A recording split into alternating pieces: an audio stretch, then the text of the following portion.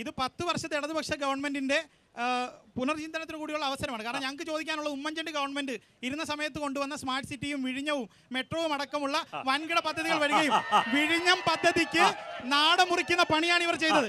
കേരളത്തിന്റെ 21 മുഖ്യമന്ത്രിമാർ ഭരിച്ച 60 വർഷ കാലത്തിനിടയിൽ കേരളത്തിന്റെ ആകെ കടം 1.75 ലക്ഷം കോടി രൂപയാണ്. അത് സഭാരേഖയാണ്, ഞാൻ വെറുതെ പറയല്ല. എന്നാൽ 2014 ശ്രീ പിണറായി വിജയൻ മരിച്ചു മുതൽ 2025 വരെയുള്ള കണക്ക് RBIയുടെ റിപ്പോർട്ട് പ്രകാരം 4.3 ലക്ഷം കോടി രൂപ എന്ന് വെച്ചാൽ ഇപ്പോൾ അത് ഏകദേശം 5 ലക്ഷം കോടിയുടെ മുകളിലായിട്ടുണ്ടാവും. 60 വർഷക്കാലം കേരളത്തിന്റെ വിവിധ മുഖ്യമന്ത്രിമാർ 21 മുഖ്യമന്ത്രിമാർ വിവിധ പാർട്ടിയുടെ മുഖ്യമന്ത്രിമാർ ഭരിച്ചിട്ടുള്ള കേരളത്തിൽ ആകെ ഉണ്ടായിരുന്ന കടബാധ്യതയേക്കാൾ 2 ഇരട്ടി കടബാധ്യത 10 വർഷം കൊണ്ട് സഖാവ് പിണറായി വിജയന്റെ കാലത്തുണ്ടായി. ശരി, അതിനനുസരിച്ചുള്ള വികസനം കേരളത്തിൽ നടന്നു. ഞാൻ ചോദിക്കട്ടെ, ഉമ്മൻചാണ്ടി 5 വർഷക്കാലം മാത്രം നിങ്ങൾ എടുക്കും. വിഴിഞ്ഞം പോർട്ട് പോലത്തെ ഒരു പദ്ധതിയെ ഉമ്മൻചാണ്ടി സാർ മുന്നോട്ട് വെച്ചു. അതുപോലെ പുതിയൊരു പദ്ധതി പിണറായി വിജയൻ മുന്നോട്ട് വെക്കാൻ വേണ്ടി കഴിഞ്ഞു. കൊച്ചി മെട്രോ ഉമ്മൻചാണ്ടിന്റെ കാലത്ത് മുന്നോട്ട് വെച്ചു. കോഴിക്കോട്ടോ തിരുവനന്തപുരത്തോ പുതിയ മെട്രോ നിങ്ങൾക്ക് മുന്നോട്ട് വെക്കാൻ വേണ്ടി കഴിഞ്ഞു. കണ്ണൂർ എയർപോർട്ട് ഉമ്മൻചാണ്ടിന്റെ കാലത്ത് മുന്നോട്ട് വെച്ചു. കേരളത്തിൽ മറ്റെവിടെയെങ്കിലും പുതിയൊരു എയർപോർട്ട് ഉണ്ടാക്കാൻ നിങ്ങൾക്ക് സാധ്യമായോ? ആർട്സ് ആൻഡ് സയൻസ് കോളേജ് 36 ഞങ്ങൾ കൊണ്ടുവന്നു. 36 government college, arts and science college government തലത്തിലോ ഏരിയൽ തലത്തിലോ കൊണ്ടുവന്നു. ഒരു പുതിയ ഗവൺമെന്റ് കോളേജ് കൊണ്ടുവന്നത് SK സജീഷിന് പറയാൻ കഴിയും. ഒരു പുതിയ ഗവൺമെന്റ് കോളേജ് 2 വേണ്ട, 1 വേണ്ട. ഞങ്ങൾ പുതിയ 2 സർവകലാശാലകൾ കൊണ്ടുവന്നു. എന്നാൽ ഒരു പുതിയ സർവകലാശാല, ഡിജിറ്റൽ യൂണിവേഴ്സിറ്റി എന്ന് പറയുന്ന 100-ൽ താഴെ മാത്രം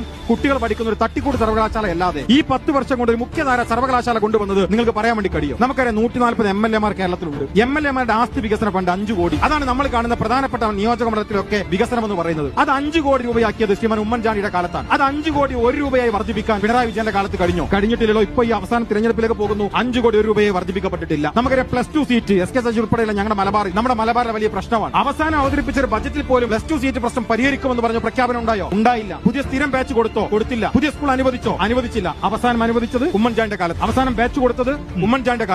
അപ്പൊ എന്ത് വികസനം നടത്തി എന്നാണ് നിങ്ങൾ പറയുന്നത്? ഞാൻ പറയുന്നത് EMS മുതൽ ഉമ്മൻചാണ്ടി വരെയുള്ള 21 മുഖ്യമന്ത്രിമാർ ഭരിച്ചിട്ട് ഉണ്ടായ കടത്തിനേക്കാൾ ഇരട്ടിയിലധികം കടം ഉണ്ടാകുമ്പോൾ ആ കടം ജനങ്ങൾക്ക് എന്ത് ഉപകാരപ്രദമായി? അതാണ് ഏറ്റവും പ്രധാനപ്പെട്ട ഒരു കാര്യം.